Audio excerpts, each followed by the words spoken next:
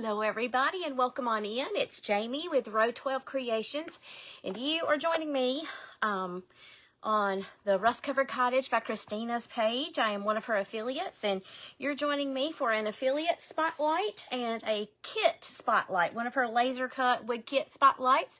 So welcome on in. I am delighted to be here and happy to be able to present a little project with you all tonight. Alrighty, okay, so we're working on the Nordic Snowflake Barn Quilt Kit tonight. This is one of Christina's Christmas releases from from 2024. So we're going to be doing this kit, okay? It's going to be gorgeous, I have a feeling. So this is how it comes to you. If you've never seen one of her kits arrive, if you've never ordered one, this is how it arrives to you. It is shrink wrapped. So you all know the routine. If you don't, this is what I do. I always take first and foremost, let me give you a little information about the kit. It measures 10.5 inches square. So that's a good thing. It's made from birch wood, quality birch wood. It is 1/4 inch thick on the bottom layer, and then the top layer is also 1/4 inch thick. So you are getting a 1/2 inch thick board, basically, which is really good. Excellent stuff. So the first thing I do, it's $25, and the shipping is free. So there you go. That's all you have to know. All right, so there are no hidden charges there, okay? Unless your state requires her to collect taxes, okay?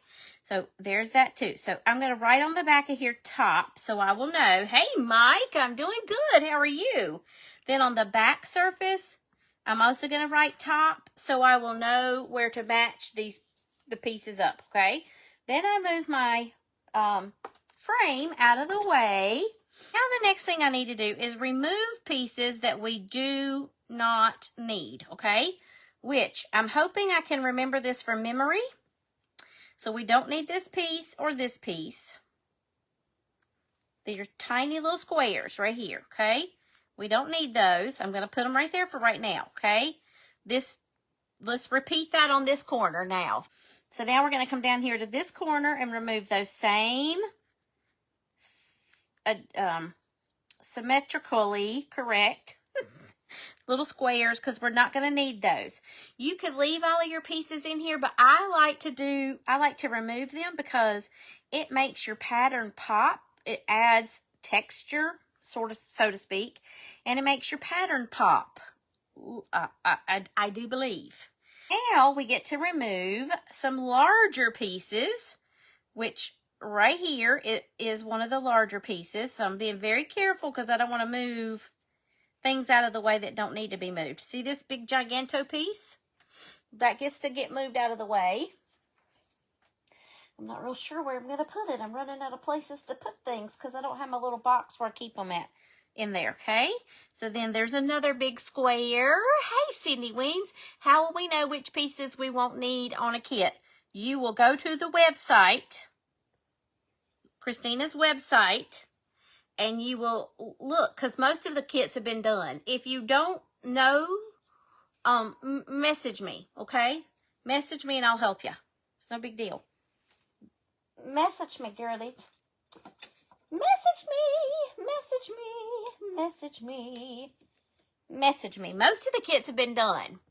The majority of them have. Now, if there's one that hasn't been, then message me, and I will guide you through which pieces to remove, okay? So then this piece gets removed. I don't know if you all know this, but Christina has a video tutorial hub on Christina's website, where if any of the kits that have been finished by Christina or one of her affiliates, then there will be a hub. I mean, there's the video there, a tutorial video you can watch, okay? There is a video tutorial you can watch, which will most likely show you which pieces to remove. This is only with the barn quilts. I don't think she leaves the pieces in the other kits unless there's like super tiny pieces or something, okay? So I'll remove that piece right there. See, I'm going like pretend it's in a block of 4. So there's a quadrant here, a quadrant here, a quadrant here, and a quadrant here, okay?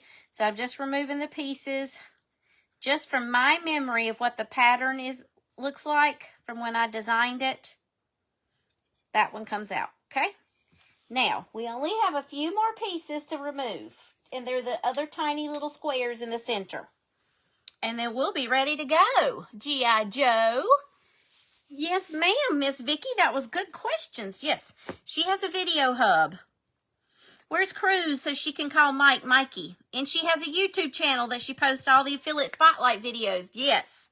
So Miss Christina has a YouTube channel, and I eventually will have one. Okay? So if I've done a kit and I still have the video, I didn't accidentally like lose it in the whole deletion process. I will have a YouTube channel eventually. Hang on. This is where I don't think I've removed this one on the second row. That one needs to go. That one needs to go. There you go. She put it, and I can't pin it because I already have the link to this kit pinned. So I remove this one. And then we'll remove this one, and we'll be done. We will be done removing all the pieces. So I ended up removing 4 pieces from the center. Okay? You see how that pattern's now popping? I hope you can. You see that pattern popping a lot better? Now what we're going to do, this is what I do. You don't have to do this, but it really helps me, especially when I'm live and that live brain kicks in. I already have a wonky brain to begin with, so I need all the help I can get. Okay, so I number my pieces. That way I know what direction they go in, so on and so forth. So I'm going to put a number 1 here on the back, and then I put a number 1 in that block, okay?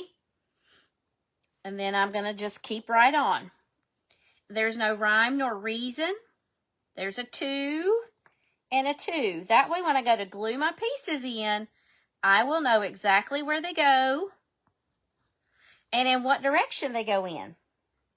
And sometimes I even add like what color I'm going to do it. Okay, so I'm going to put a 4.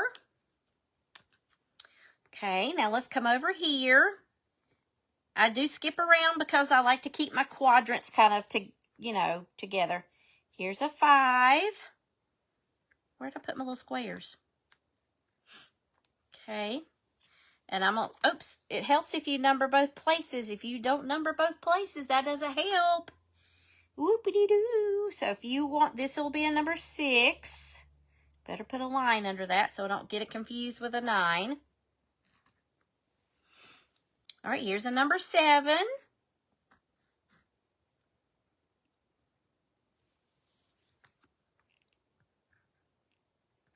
I underline that too, for just because I'm anal. And my 8, because somebody told me one time my 8s look like snowmen. All right, so now I've finished that quadrant. Now I'm going to come down here and start here. So I'll put a number 9 right here and a number 9 right here. Is this clear as mud or clearer than mud? There's a 10. Just put a 10 here, and I'll put a line under it because sometimes I can be crazy like that. Let's go up. We're going up towards the center now. This will be 11.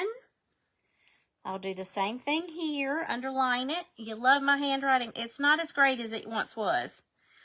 You know, as you get older, you tend to lose those things, and apparently I'm well on my way. There's a 12, so now we can come over here, finish that quadrant.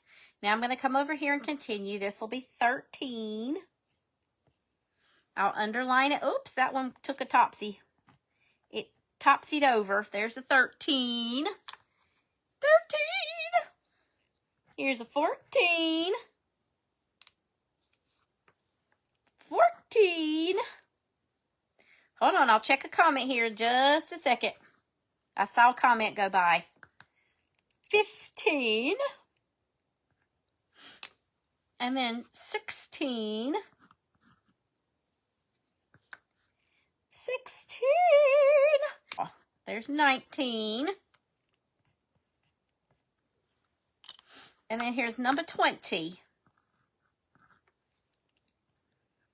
Number 20. Can you believe I'm already working on 2026 barn quilts? All right, so now we got some more stuff going on. I stopped at 19, so let's now do these other little tiny little squares. So this will be 20. Ooh, that was in the wrong direction. The grain of the wood was in the wrong direction. There's a 20. Here will be 20. Whoops, forgot to number it. 21.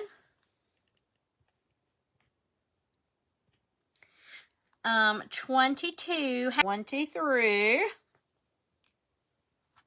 This part's boring, so sorry. 20. I don't know why I underlined that. 24. Because I should know which part's the top. Once you get this one done, there won't necessarily be a need for there to be a top or a bottom. I just do it for matching my pieces. Because you never know. Some of them could be off by, you know, the pieces may be off. But hey, thanks for the hearts. By just a wee little bit. I love those hearts. Thank you so much. That sounded like Will Ferrell and Elf. Buddy the Elf. Now, I really have lost my mind if I start sounding like him. Because he was nuts in that movie. He played that part very well. All right, now they're all numbered, and there are 28.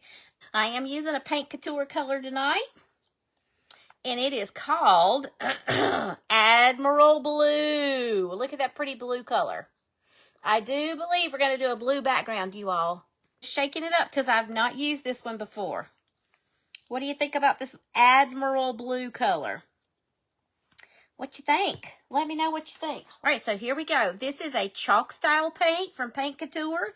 It is available on Christina's website. This is a 1 ounce sample bottle, and it's $2.95. I'm gonna see if we like this, okay? So I just start painting where there's a space with no numbers, and you do not have to worry about. Oh, that color's gorgeous. Oh, ho, ho.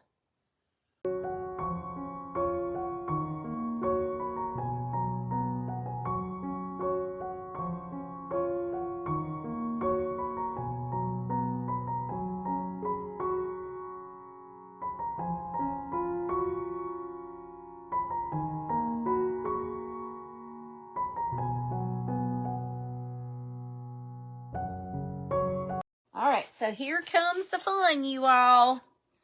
All these little pieces. Now, you have options here. You can choose to do different colors if you like.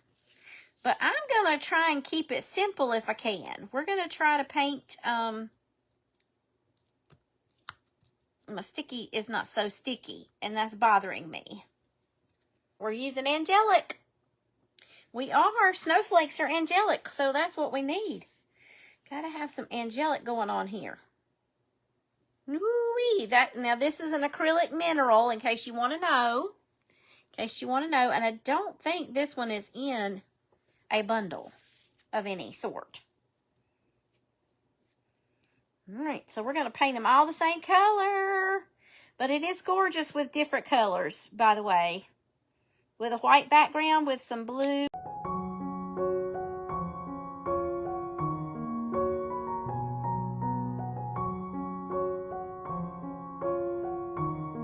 All right. Now, let's get that frame stained. Let's get the frame stained. Burnt umber. Traditional burnt umber from Deco Art. Got another bottle over here. I have antiquing wax if that doesn't work. My paint is giving me the struggles.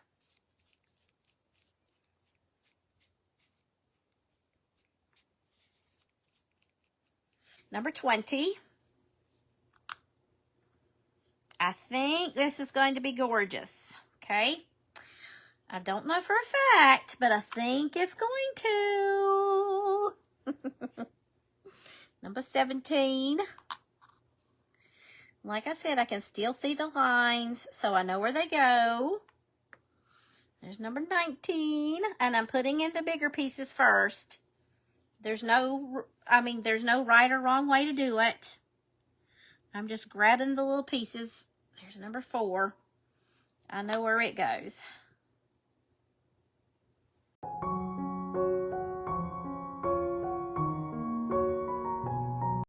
Is that not gorgeous? Look at it, y'all. That is the Nordic Snowflake. I will show you another good glue you can use. It's Tight Bond, quick and thick.